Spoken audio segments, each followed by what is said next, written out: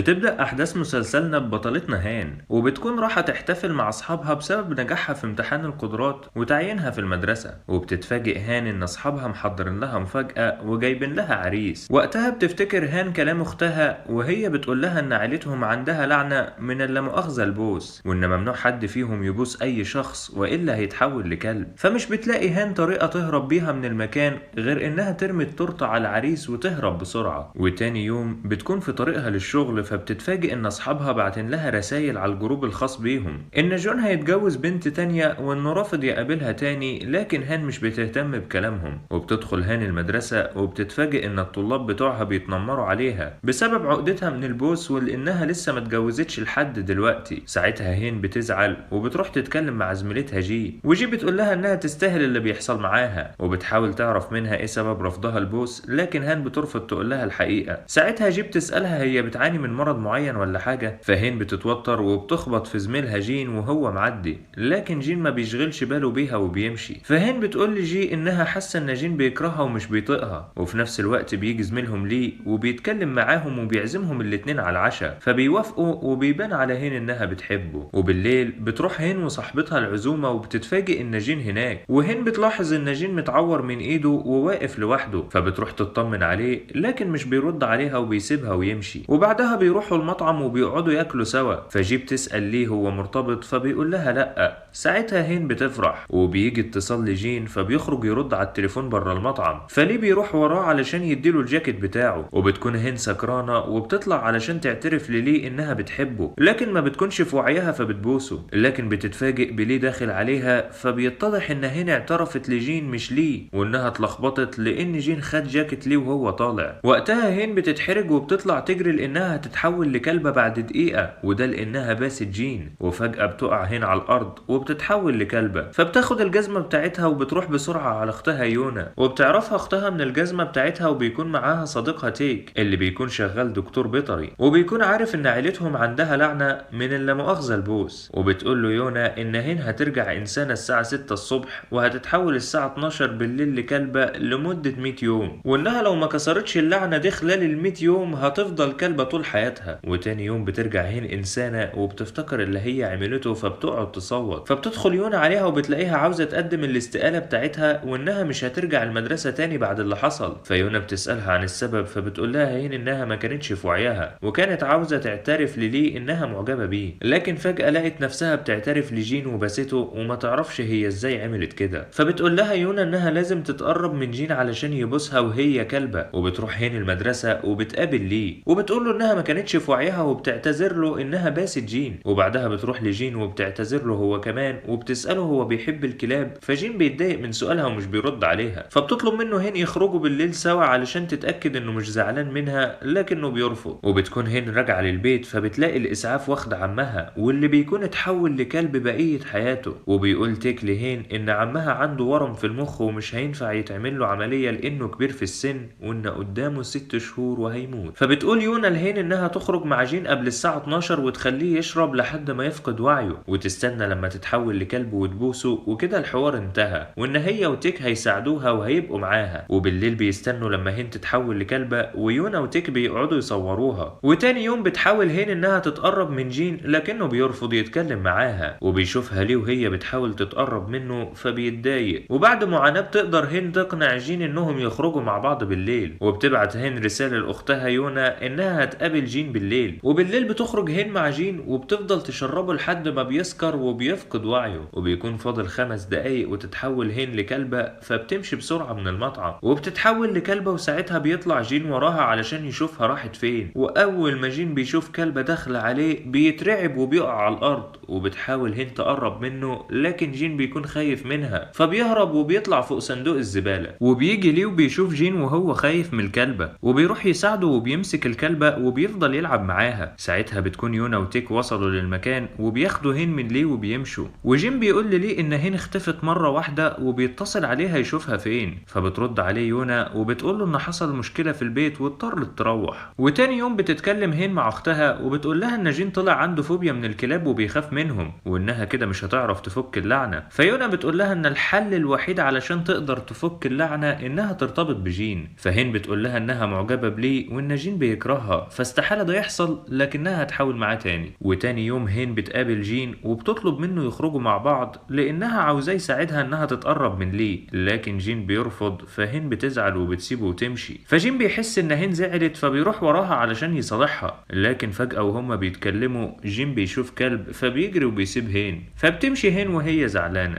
ولما بترجع للبيت بتسألها اختها هي عملت ايه مع جين، فهين بتقول لها جين رافض يخرج معاها وانها ما عملتش حاجة معاه علشان يكرهها كده. فتيك بيقول ان ممكن خوفه من الكلاب عامل له مشكلة وهو السبب. فبتفتكر هين لما كانوا رايحين عيد ميلاد الابلة تشون مع بعض وفجأة جين اختفى من قدامها. ساعتها كان في كلاب في الشارع، وان هما بيتكلموا امبارح ظهر كلب فجأة، فجين اتوتر ومشى. وهنا بتعرف هين ان جين مش بيكرهها وان خوفه من الكلاب هو سبب مشاكلهم مع بعض. وتاني يوم بتروح هين المدرسة وبتلاقي 2 طلاب بيشربوا سجاير، فبتروح تزعق لهم لكنهم مش بيسمعوا الكلام وبيضربوا هين.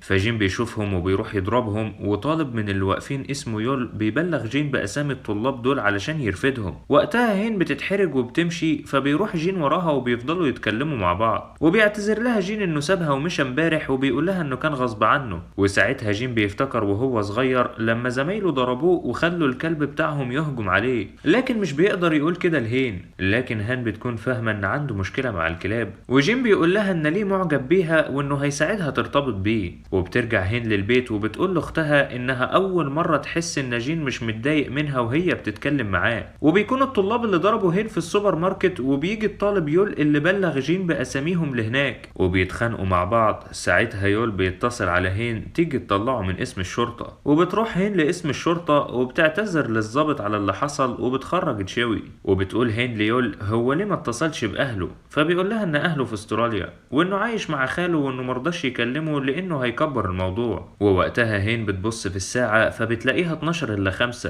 فبتقول ليول انها لازم تروح حالا وبتمشي بسرعة. وبتحاول تتصل باختها تيجي تساعدها، لكن يول بيروح وراها فبتترعب هين وبيقع التليفون منها في حفرة، لكنها بتمشي وبتسيبه، فيول بيطلعه وبيروح وراها. ووقتها الساعة بتكون جت 12، فبتتحول هين لكلبة، فيول بينصدم من المنظر وبيفقد وعيه. فبتروح هين تفوقه وبعدها بتهرب بسرعة، فيول بيروح وراها وبيمسكها. وما بيكونش يول مصدق اللي حصل، فبيقرر ياخد هدوم هين والتليفون بتاعها ويرجع لبيته. وبيحاول يول يفتح تليفون هين علشان يرن على حد يجي ياخدها، لكنه مش بيعرف الباسورد بتاعه. فبتاخد الكلبة التليفون وبتفتح الرمز. ساعتها يول بيقتنع انها هين، ويول بيرن على تيك، لكنه بيتفاجئ ان راجل هو اللي بيرد، فبيقفل السكة لانه مقتنع ان هين كلبة، فاكيد اصحابها كلاب زيها. وبتعمل هين نفسها نايمة لحد ما يول ينام علشان تعرف تهرب، لكنها مش بتعرف تفتح الباب لانه عالي عليها. فبتقرر انها تفضل صاحية لحد ما الساعة تيجي 6 وترجع لشكلها الطبيعي وتهرب من البيت، بس بتنسى وبيروح عليها نومة. وتاني يوم بيجي جين عم يول علشان يصحي للمدرسة، فبيتفاجئ بهين في الأوضة مع يول. وساعتها هين بتتصدم وبتتمنى تكون بتحلم، وبيتعصب جين وبيسألها هي بتعمل ايه مع يول، فبتقول له ان يول اتخانق مع الطلاب اللي ضربوها امبارح وهي راحت تطلعه من اسم الشرطة. ويول بيقول ان هين كانت سكرانة وفاقدة الوعي، فاضطر يجيبها معاه للبيت لانه مش عارف عنوان بيتها. فجين بيقتنع بكلامهم وبيخرج يوصل هين. ساعتها بتشوفهم يون صاحبة هين والمعجبة بجين وهم ماشيين مع بعض، فبتتضايق. وبترجع هين للبيت وبتحكي لاختها اللي حصل، فبتزعق لها وبتقول لها ان يول هيفضحها. فبتقول لها هين انه استحالة يعمل كده والا كان قال لجين الحقيقة. وهين وجين بيروحوا المدرسة، وبيكون مدير المدرسة جايب الكلب بتاعه معاه. واول ما جين بيشوف الكلب بيتوتر، فبتشوفه هين وبتقول للمدير ان عندها حساسية من الكلاب وما ينفعش الكلب يفضل في اوضة المدرسين. فالمدير بيبعت جين يجيب شنطة الاكل بتاعت الكلب من العربية، وبيطلب منه ياكل الكلب لانه مشغول، وبيسيبه وبيمشي. وقتها جين بيتوتر وما بيكونش عارف يعمل ايه، لكنه بيحاول يدخل للكلب من غير ما يشوفه. وفجأة الكلب بيهجم على جين وهو بيحط له الاكل، لكن هين بتيجي في الوقت المناسب وبتنقذه. وبعدها بتمشي، لكنها بتفضل تراقب جين من بعيد لانها الوحيدة اللي عارفة انه بيخاف من الكلاب. وبيحصل اجتماع للمدرسين، وهين ويون بيحضروا الاجتماع. وبتقول يون لهين انها تركز مع لي وملهاش دعوة بجين لان ده ما كانش اتفاقهم من الاول. فهين بتقول ان هي وجين اصحاب ومش مرتبطين. ساعتها يون بتفرح وبتمشي وهي مبسوطة. وبيكون جين في اوضة المعلمين وما بيكونش عارف ان الكلب في الاوضة، فبيتفاجئ بالكلب تحت المكتب بتاعه فبيترعب. وقتها يون بتشوفه وبتفضل تتريق عليه. عليه. فبتيجي هين وبتاخد جين وبيمشوا، وبيشكرها جين انها حاولت تساعده ويتجنب الكلب، وبيعترف لهين انه بيخاف من الكلاب. وقتها هين بتقول له انها عارفه من اول مره قابلته فيها انه بيخاف من الكلاب، وبتديله هين هديه على شكل كلب علشان يتعود على وجودهم وما عادش يخاف منهم. فبيقول لها جين انه هيعمل بنصيحتها وكل واحد فيهم بيرجع لبيته. وتاني يوم ليه بيقول لهين وجين انهم هيخرجوا بالليل علشان يجيبوا هدايا لبونج وسيو لانه فرحهم بكره. وبالليل بيروحوا للمول، ووقتها بتكون يون هناك وبتشوف هين وجين وهم مع بعض، فبتروح تتكلم معاهم وبتسالهم هم بيعملوا ايه هم الاتنين في المول. فبيقولوا لها انهم بيجيبوا هدايا لبونج وسيو. فبتعرض عليهم يون انهم يروحوا الفرح مع بعض بعربيتها، لكن جين بيرفض. ساعتها يون بتزعل وبتمشي. وتاني يوم بتجهز هين نفسها للفرح، وبيروح جين ياخدها علشان يروحوا سوا. وقتها بتكون يون بتراقبهم، فبيستخدم جين الشمسية بتاعته علشان يون ما تشوفهمش وهم مع بعض. بعدها بياخدها علشان يروحوا الفرح، فبتقول له يشغل لهم حاجة، لكن بيطلع صوت مكاوي بتاع كوريا، وجين بيبقى في ربع هدومه. وعلى اتصال يول بيهم وبيقول لهين انجب حياتك بسرعة لان عم ما بيعرفش يسوق اصلا وهيعمل بيكي حادثة. وجين بيفضل يطلع من طريق لطريق وبيوصل للفرح بالعافية في الاخر. وهين بتبقى حاطة ايديها على قلبها وبتحمد ربنا انهم وصلوا بالسلامة. وبعدها بينزلوا من العربية وبيجروا لانهم متأخرين على الفرح. وهين بتتحرك جامد لما جين مسك ايديها وبيبقوا مكسوفين من بعض. وهم داخلين القاعة جين بكل جنتلة بيعدل لهين توكتها وبيقول لها انها جميلة. وهين لما بتشوف العروسين بتحلم باليوم اللي هتبقى فيه عروسة وبتفكر في جين ساعتها. وجين بيطلع على المسرح وبيغني اغنية رومانسية للحضور، وهين بتبقى عايمة في دباديبه ومعتبرة الاغنية موجهة ليها. ويون بتبقى جاية في تاكسي وواصلة متأخر بعد ما خلصوا الفرح، وبتقول لجين ان صوته كان حلو في الاغنية وبتحاول تنول اعجابه، بس جين بيبقى منفض لها. والعريس بيطلب منه ياخد لوحة في عربيته وهو مروح، فجين بيروح يحطها في العربية، ويون بتروح وراه وبتقول ان حصل لها ظرف وبتطلب منه يوصلها للمحطة. فجين بيتضايق علشان عاوز هين تركب معاه مش يون، لكن بيتحرج وبيضطر يوافق. ويونا بتقول قدام هين ان يون سحبت جين ومشيوا سوا،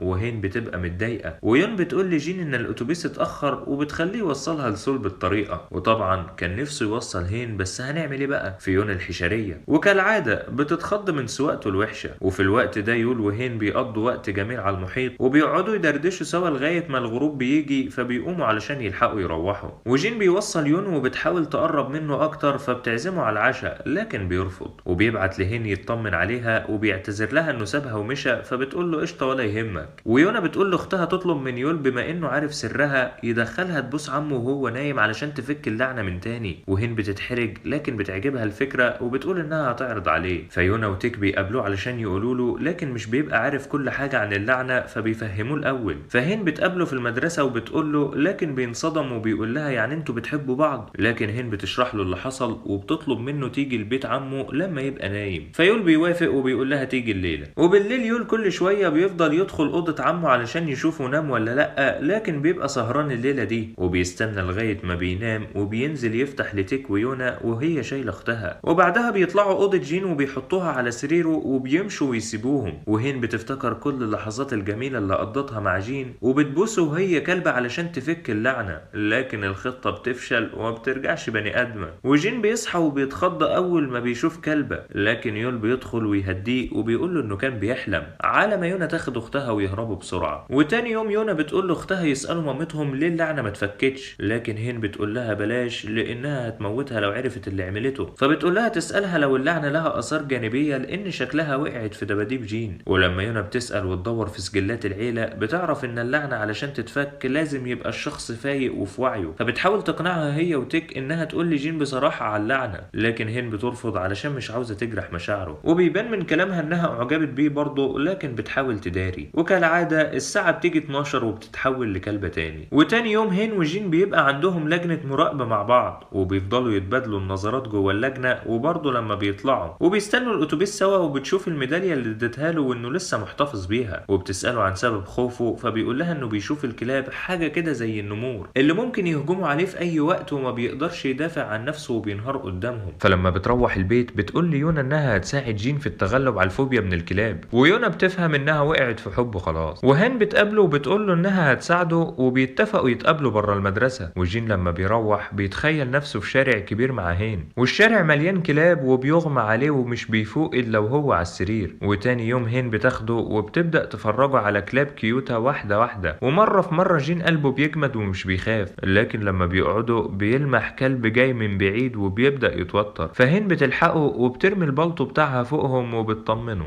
وبالليل جين لما بيروح بيفتكر كل اللحظات اللي قضوها سوا وبيبعت يشكرها عليها، لكن هين بتبقى متحولة لكلبة وما بتعرفش ترد عليه. ويونا وتيك بيفتحوا تليفونها وبيرخموا عليها وبتبقى متضايقة بس مش عارفة تمنعهم. وتاني يوم يول بيبقى واقف مع عمه وبيشوفوا هين معدية، فيول بيشاور لها لكن هين بتتهرب منهم. فيول بيقول لعمه انها ما شاورتش ليا بسببك وان اكيد بينكم حاجة، واصلا هين بتبقى مستغربة نفسها انها اتجاهلتهم. والطلبة بتروح لجين علشان يشارك في مسابقة اختيار المعلمة المثالية. وبالليل هين بتتضايق لما بتلاقيه اختار الأبلة يون وما اختارهاش هي. وجين بيسأل يول عن منتجة نادي الفيديو واللي تبقى كيم جي، وبيبقى مستغرب البنت دي. وتاني يوم في المدرسة هين بتبقى متغاظة من جينك منه اختار الأبلة يون، وزي أي بنت بيسألها مالك لكن بتقوله ماليش. وبعدها بيبقى ماشي في الطرقة فبيسمع صوت تنمر على حد جوه أوضة الخزانات، ولما بيدخل بيطلع طلبة نادي الفيديو واللي كانوا بيتنمروا على زميلتهم وون، لكن بيعملوا حجة انهم بيصوروا فيديو عن التنمر. ولما جين بيسأل وون الكلام ده صح ولا لأ، فبتقول له لأ وده عشان صاحبتها ما يأذوهاش. وجين بيروح يتكلم مع يون علشان الموضوع ده، لكن هين بتبقى في ملكوت تاني وصاحبتها بتقول لها ده الأستاذ جين ما بيضيعش وقت. لكن جين بيكلمها فعلا في موضوع الفيديو اللي اتصور وبتقول له انها هتشوف الموضوع ده. وبعد ما بتروح وتسألهم بتيجي وبتقول لجين انه كان مجرد فيديو عن التنمر، لكن جين بيتضايق وبيقول لها انت شفت الفيديو اصلا، على جية وكيل المدرسة واللي بيقول لجين ما يتدخلش في طلبة الأبلة يون. فجين بيعتذر لهم وبيمشي، ويول بيروح وراه وبيقول له انه ما ينفعش يعملوا حاجة من غير دليل. فجين بيقول له انهم لو استنوا اكتر من كده ممكن تحصل مصيبة اكبر. وهين بتشوف وون وهي بتاخد مفاتيح الخزن، ولما بتسأل العامل عنها فبيقول انها عاوزة تنظفها علشان تكسب نقط اكتر في سجل النشاطات، لكن وهي طالعة بتسمع زميلاتها بيتكلموا عنها برضه وبتبقى شاكة فيهم. وجين بيبقى مستني في المدرسة وهين بتكلمه، وون بتبقى مستخبية في أوضة الخزانة وصاحبتها بيدوروا عليها، لكن جين وهين بيلاقوها الأول وبيقعدوا معاها وبيعرفوا إن الأبلة يون هي اللي سمحت لزمايلها يضربوها ويتنمروا عليها، لكن جين وهين بيوعدوها إنهم هيساعدوها. وتاني يوم بيكونوا عاملين اجتماع والوكيل بيقول إنهم كانوا بيصوروا مجرد فيديو عن التنمر، وكل الشويتين دول عشان الوكيل مش عاوز المدرسة تخسر لقب مدرسة بدون تنمر. وجين بيقول له إن نفسية الطلاب أهم بكتير من المظاهر وبيطلع من الاجتماع. وهين بتروح وراه وبتقول إنها عارفة إنه عاوز يحل الموضوع حل عادل، فبيقول لها إن دي مشكلته من صغره وإن طول عمره بيدور على العدالة، وإنه حاسس بون بإنه اتعرض للتنمر وهو صغير زيها، ومش ناسي بعد ما أصحابه ضربوه واتنمروا عليه. وراح عشان يوصل ابن أخوه يول ساعتها واللي كان صغير ما قدرش يمسك نفسه وعيط. فهين بتقول له إيه يعني لما تعيط، وبتقوم عشان تسيبه براحته وما تحرجوش، لكن جين بيمسك إيديها وبيقول لها استني، وبعدها بيعيط وهين بتواسيه. وبالليل هان ويونا بيروحوا ورا هي البنت اللي بتتنمر على وون، وأول ما بتقعد لوحدها هين بتبقى اتحولت لكلبة وبتخطف موبايلها وتجري بسرعة. وتاني يوم هين بتروح لوكيل المدرسة وتديله فيديو التنمر الأصلي، وجين بيروح يتكلم مع هي واللي بتنكر تنمرها على وون، لكن جين بيقول لها تراجع نفسها كويس في الكلام ده وبيمشي ويسيبها. والمدرسة بتفتح تحقيق لمكافحة التنمر، ووكيل المدرسة بيبقى قلقان، وهي بتجتمع مع صاحباتها وبتبقى عاوزة تنتقم من جين، وبتقول لاصحابها يجتمعوا بعد المدرسة علشان يشوفوا حل، والظاهر كده عاوزين يبلوه ببلوى. وهين بتبقى واقفة ورا الباب وبتسمعهم، فبتروح تقابل يونا وتيك وبيستعدوا علشان ينقذوا جين من فخ هي واصحابها. وبالليل هي بتتصل على جين وبتقول له انها حاسة بالذنب على اللي عملته وعاوزة تقابله ضروري، وبتتصل على اصحابها وبتقول لهم على الخطة. وهين بتبقى متحولة لكلبة وبتقرب منهم وبتصور كل اللي قالوه عن طريق كاميرا متركبة على راسها. وبعدها بتطلع جري ليونا وتيك واللي بيتصلوا بسرعة على يول علشان يشوف عمه فين، لكن بيقول لهم ان مفيش حد في الأوضة. فبيروحوا بسرعة ياخدوه من البيت وبيفهموه ان هي عاوزة ترمي عمه ببلوى علشان تنقذ نفسها من قضية التنمر. وبيروحوا للمكان اللي هي قالت لاصحابها عليه وبيلاقوا عربية جين وبيتفرقوا علشان يلاقوه. وهي واصحابها بيقولوا ان الكلب اللي كان شايل كاميرا على راسه هو نفس الكلب اللي خطف منها تليفونها، لكن بيقطع كلامهم جين لما بيوصل، وهي بتقول له انك هتدمر حياتي لو عرفوا انه متنمرة، وبتقرب منه واصحابها بيصوروهم، لكن هين بتوصل وبتهوهو عليهم. فهي واصحابها بيطلعوا جري وراها، لكن يول بيبقى مستني اصحابها وبيقفشهم هو وجين. وهي بتكمل جري ورا هين، لكن هين بتستخبى منها. ويونا وتيك بيفضلوا يدوروا عليها هم كمان. ويول بيقفش هي وبيقول لها بتعملي ايه في مكان زي ده بالليل؟ فبتقول له انها جت تقابل حد وتاهت، لكن بتتصدم لما بتلاقيه عارف الحوار كله وبيقول لها اعمل فيكي ايه، وبيحدف فيها عصايه وبيسالها احساسك ايه لما حد يضربك، وان ليه عملتي كل ده في وون. وبعد ما يول بيخوفها هي بتعيط وبتطلع تجري. ويونا وتيك بيلاقوا هين، ويول بيلاقي جين وبيحاول يداري على الموضوع وبيقول له ان هين تبقى كلبة جون وده يبقى طالب عندهم واسمها كاكاو. وتاني يوم جين بيشكر جون على مساعدة كلبته كاكاو في كشف خطة هي واصحابها، وجون بيستغرب هو عارفها منين، وصاحبات هي بيحاولوا يشوفوا لها حل في مشكلتها. وون بتشكر هين وجين انهم ساعدوها ونفسيتها بتبقى في السما. وجين بيقول لهين انه ما اختارش يون بمزاجه لان يول اختارك الاول وما كانش ينفع يختاروها هما الاتنين. ويون بتشكره بعد الفسحة لانه انقذ وون، فبيقول لها تشكر هين لان هي اللي انقذتها مش هو، وبتروح تشكرها وتعزمها على الرحلة الاسبوع الجاي. فهين بتروح ليول وبتقول له يلحقها بسرعة قبل الرحلة. ويول بيستأذن عمه انه يجيب كاكاو الليلة دي عنده في البيت، وجين بيوافق بعد محايلة طويلة. ويونا وتيك بيجيبوا هين بعد الساعة 12 ليول، ويول بياخدها وبيفضلوا مستنيين لغاية الساعة 6 الصبح. واول ما هين بترجع بتطلع علشان تفك اللعنة، لكن جين بيكون صاحي. وبعد فشل خطة ان جين يبوس هين بتحاول تخرج من بيتهم بعد ما بترجع تاني من التحول. فجين بيشوفها وهو رايح للحمام وبيكون مفكرها يول، لكن بتمشي من غير ما يشوفها. وبيطلع يول يدور عليها فبيشوفه جين وهو خارج من الحمام، فبيسأله يون عن كاكاو فبيقول له انها ممكن تكون في اوضته. فيول بيرجع للأوضة قبل ما جين يكتشف، وبيبعت جين رسالة لهين بيعزمها على الغدا، فبتروح وبيشكرها لانها ساعدته في التغلب على خوفه من الكلاب. وبتسأله عن ميعاد نومه فبيقول لها انه بينام على الساعة 11 كده، بس اوقات بيسهر علشان يحضر للحصة. فبتقول له يبقى ينام بدري علشان النوم مفيد للصحة. وطبعا كانت بتسأله كده علشان تطمن انه مش هيكون صاحي وقت التحول بتاعها. وبتحاول تقنعه يقرب من كاكاو ويصاحبها، وشافها في أوضة يول وانها كلبة جميلة، فبتفرح من الكلمتين اللي قالهم عليها دول. وبتروح مين جي للمدرسة وبيكون زمايلها خايفين منها، وبتكون عمالة تقرا الطالع ليهم في مقابل يدوها شوكولاتة هدية. وبيجي يول وبياخد منها شوكولاتة، فبتقول له يخلي باله لانه هيتورط في مشكلة قريب، وانها بتشوفه قاعد على ركبته وبتقول له انه بيورط نفسه مع كلبة، فبيتصدم من اللي قالته. وجين بيقابل جون وبيقول له يخلي باله من كاكاو، فليه بيسأله عنها، فبيقول له ان دي الكلبة بتاعته لكنها بتبات في بيته الفترة دي. وبتقول هين ليول ان بكرة الرحلة المدرسية وان الليلة دي هتكون اخر فرصة ليها علشان تكسر اللعنة، فبيقول لها ما تقلقش وانه هيساعدها تكسرها الليلة. لكن طبعا يول بينام، فبتحاول تصحيه لكن ما بيصحاش، فبتقرر تعتمد على نفسها وتروح هي لجين على امل انه يبوسها ونخلص بقى من اللعنة دي. وبتعمل شوية حركات كده تطمنه علشان ما يخافش منها، وبيقوم وبيحاول يقرب منها لكن ليه بيجي علشان يبات معاه، فبتفشل الخطة بتاعت هان. وبتروح يونا تجيب اختها من عند بيت جين، لكن ليه بيشوفها وهي خارجة، بس لحسن الحظ بيفكرها اخت جون وجاية تاخد الكلبة، فبيقول لها تخلي بالها منها وبتمشي. وبيكون تيك مستنيها بره وبيمشوا بسرعة. وبتكون هين بتجهز شنطتها مع اختها للرحلة، وبتقول لها يونا تخلي بالها وهي هناك، فبتقول لها ما تقلق. وبيوصلوا للفندق وبتسأل هين موظف الاستقبال عن أوضة فردية فاضية علشان لما تتحول محدش يشوفها، فبيقول لها مفيش. فبيجي يول وبيكون جايب لها خيمة وبيعملها لها بره الفندق، وبيطلع صفارة وبيقول لها ان محدش يقدر يسمع صوتها غير الكلاب، فبتشكره على مساعدته ليها وبيمشي. وبيكون زمايلها اللي معاهم في الأوضة نايمين، وبتيجي تروح الخيمة علشان تتحول، فبتصحى واحدة منهم، فبتعمل نفسها كانت راجعة من الحمام وبترجع تاني. وبتروح زميلتها للمراقبة الليلية مع جين وبتقول له ان هين بدلت المراقبة معاه، وبتخرج هين من الفندق بسرعة. وبيشوفها جين فبيروح وراها علشان يعرف رايحة فين، لكن بتتحول وبتدخل للخيمة. وبتخرج من الخيمة بعد ما النهار بيطلع وبتروح للأوضة علشان تنام. وبيروحوا للبحيرة وبتكون هين نايمة وبتكون الشمس عليها، وبيشوفها جين فبيروح يقف عندها علشان يبعد الشمس عنها وتعرف تنام، لكن تشون زميلتها بتصحيها وبتقترح انهم يروحوا في رحلة بالبحيرة، فبيوافقوا. وبيجي جين يركب مع هين فبتمنعه تشون وبيركب ليه معاها. وبتقول تشون لجين انها عملت كده علشان تخليهم يقربوا من بعض. وليه بيسأل هين عن سبب تغيير المراقبة الليلية، فبتقول له انها ما بتقدرش تصحى بالليل وبيكون جين عينه عليها. وبتشوف هين صرصار في المركب فبتخاف وبتقف، وبيحاول ليه يهديها وبيمسكها علشان ما تقعش. وبيشوفها وبيبان على جين انه متضايق. وبتحاول هين تقنع زميلتها تاني تاخد مكانها في المراقبة الليلية لكنها بترفض. وبتروح هين تتأكد ان كل الطلاب موجودين، وبتوصل لأوضة مين جين وبتلاقي زمايلها نايمين، لكن بتكتشف ان دي خدعة وانهم خرجوا من الفندق. وبتحاول ترن عليهم لكن ما بيردوش، فبتقرر تروح لهم. وبتخلي تشون تراقب مكانها وبيشوفها جين وهي رايحة فبيروح معاها، وبيتفرقوا علشان يقدروا يلاقوهم اسرع، لكن البنات بيستخبوا منهم ومش بيلاقوهم. وبيقول لها جين ان الساعة خلاص هتيجي 12، فبتقلق هين وبتحاول تمشي وتسيبه، فبيقول لها انهم هيدوروا مع بعض، لكنها بتقول له ان معدتها تعبانة وهتروح للحمام. وبيروح يقول للخيمة علشان يطمن عليها، لكن طبعا ما بتكونش موجودة. وبيروح الاستاذ سون هو كمان علشان يدور على البنات وبيوصلهم. وبيتصل جين على هين علشان يرجعوا للفندق، لكن ما بتردش، فبيقول لسون يرجع مع البنات وهو هيدور عليها. وبيقابلها لكن وهي وكاكاو مع بعض، فبتيجي ست عجوزة وبتاخدها وتروح بيتها وبتبدأ تجهز في الأكل. وبيكون جين بيدور عليها وبرضه يول، وبيوصل يول للبسها وحاجتها، فبيعرف ان ده المكان اللي اتحولت فيه، فبياخد حاجتها ويمشي. وبتبدأ هين تخاف ان الست اللي اخدتها تذبحها، فبتحاول تقطع الحبل وبتهرب. وبيكون جيب بيدور عليها في الوقت ده، لكنها بتقع من على الجسر. وبيصفر لها يول فبتسمعه، وبيكون قريب منها وبيحاول يطلعها لكن مش بيعرف، فبيرمي لها لبسها وبيروح يدور على حبل.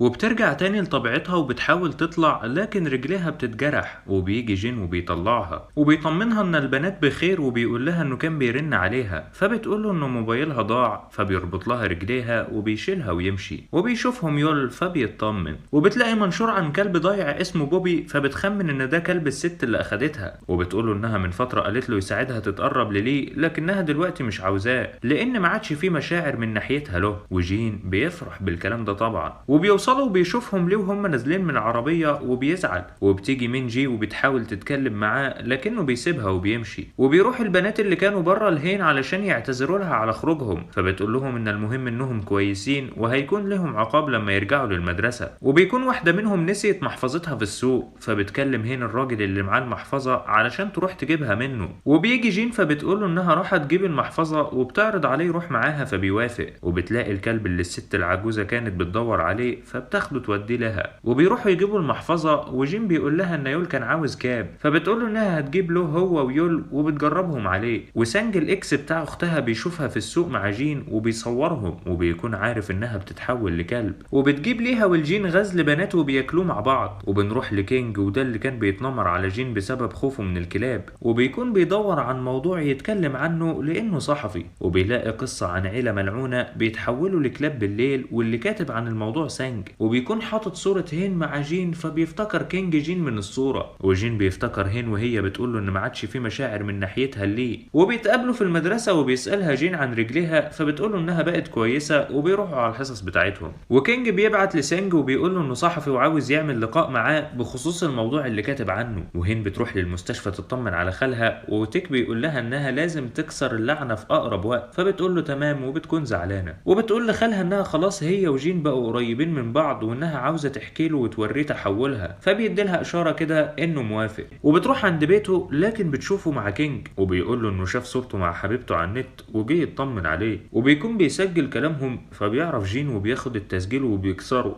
وبيقول له يخليه بعيد عنه. وبيكون خلاص باقي دقيقة على تحول هين، فبتبعد بسرعة عن المكان علشان تتحول. وكينج بيشوفها وبيروح وراها، فبيلاقي هدومها على الارض بعد ما اتحولت. وجين بيحاول يرن عليها بالليل، لكن طبعا ما بتعرفش ترد، وبتكلمه الصبح وبتقول له انها نامت وما سمعتش الموبايل، فبيطمن انها كويسة وبيقفل. وبيكون كينج خد هدومها، وعلشان كده بتروح لها يونا وبتقول لها ان مامتهم في البيت مستنياهم. وبيرجعوا لها وبيكونوا مخبيين عليها ان هين بتتحول، بس هي بتكون شاكة فيهم. وبيجي معاه التحول هين، وبتكون امهم عاملة منبه علشان تصحى تشوف مين فيهم اللي بيتحول. وبتحاول هين تهرب وتدخل على اوضتها، لكنها بتمسكها لحد ما بتتحول قدامها. وبتقول ليونا تجيب حبيب هين للبيت بكره. وبيجهزوا الاكل، وبتصحى هين وبتسال اختها عن اللي بيعملوه، فبتقول لها ما تقلقش وانها ظبطت كل حاجه. وبيجي يول فبتشوفه هين وبتحاول تمشيه، لكن يونا بتاخده وتدخل، وبيقابل امهم وبيقعدوا ياكلوا. وطبعا امهم ما بتكونش عارفه انه لسه في المدرسه، وبيكون هيقع في الكلام وهيفضحهم، لكن يونا بتلحقه وبتداري عليه. وبيكون جين بيفكر في طريقه يفتح بيها كلام مع هين. ويول بيقول لام هين ان هين جميله وان ما عندوش مشكله مع تحولها، فبتقول له انه فعلا شكله بيحب بنتها. وبيجي له مكالمه من جين، فبيروح يكلمه في الاوضه، وبيكون النهارده عيد ميلاده، فبيقول له يول انه هيجي علشان يتعشوا مع بعض. وبتدخل عليه ام هين وبتقول له انه هيفضل معاهم النهارده علشان يبوس هين وهي متحوله علشان اللعنه تتكسر من عليها. وبتخرج، فبتقول لها هين ان ده مش حبيبها الحقيقي وان دي خطه منهم، فبتعتذر ام هين ليول وبتسيبه يمشي. وهين بتقول له يرجع للبيت وبتعتذر له على اللي حصل، وبيقول لها ان النهارده عيد ميلاد عمه جين وهيتعشوا بره، وبيقول لها تيجي معاه وان دي فرصه كويسه انها تكسر اللعنه. وكينج بيعرف من الاي دي بتاع هين انها شغالة في ثانوية جرام وبيبدأ يدور وراها، وبيروحوا لجين وبيفرح ان هين جاته وبيستغرب من لبس يول، فبيقول له ان دي الموضة الايام دي. وبيروحوا للمطعم وبتديله هين هدية بسيطة كده، وبتقول له انها كانت هتجهز له هدية احسن لو كانت تعرف عيد ميلاده من بدري، فبيقول لها ان دي هدية جميلة وبيشكرها عليها. وبتكون مجهزة تورته وعاملة احتفال بسيط كده، وبيقول له يول يتمنى امنية، وبيلعبوا مع بعض وبعدين بيتمشوا، ويول بيقول انه جعان وبيلاقوا مطعم،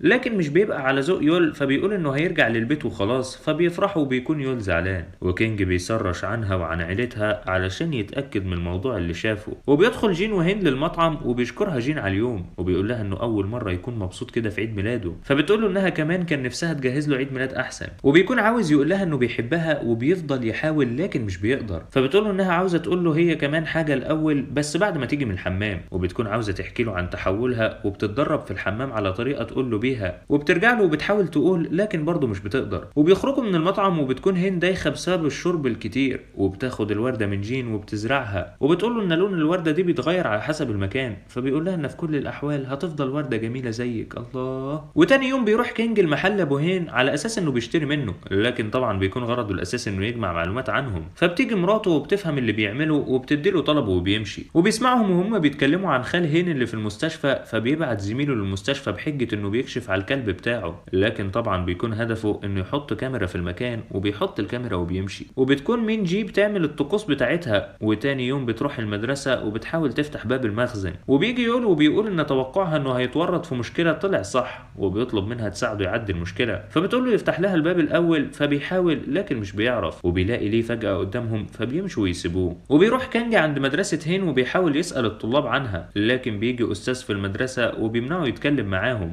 وجين بيشوفه فبيتضايق، وبيدور على عنوانه وبيوصل له، وبيهدده انه لو شافه تاني قريب منه هيزعله. وبتروح هين واختها للمستشفى وبيقول لها تيك انها لازم تكسر اللعنة في اقرب وقت، لان خلاص ما عادش غير 10 ايام، فبتقول ان مفيش حل غير انها تعترف لجين. ويونا بتحكي عن معاناتها مع سنج اللي كان حبيبها، وانه كان بيصورها وهي بتتحول، وبنعرف ان امها دفعت له فلوس مقابل انه يبوسها وهي متحولة علشان يكسر اللعنة، وهددته انه لو صورها هتقتله، وبينفذ الاتفاق وبتتكسر اللعنة على يونا. وطبعا بيكون كينج بيشوف وبيسمع كل كلامهم، وبيكلم سنج يسأله لو معاه فيديوهات هياخدها منه مقابل شوية قرشينات، وبيروح له وبياخد منه الفيديوهات وبيسجل له وهو بيتكلم عنهم، وان موضوع التحول ده عندهم وراثة في العيلة. وجين بيروح لهين وبيشوف حد بيقرب لها، فبيفكروا تبع كينج، فبيروح عليها بسرعة وبيحضنها. وبكده يكون الجزء الاول من مسلسلنا A Good Day to be a Dog او يوم جيد لاصبح كلب خلص. ما تنسوش اللايك والسبسكرايب للقناة، ولو عاوزين الجزء الثاني قولوا لنا في الكومنتات. سلام.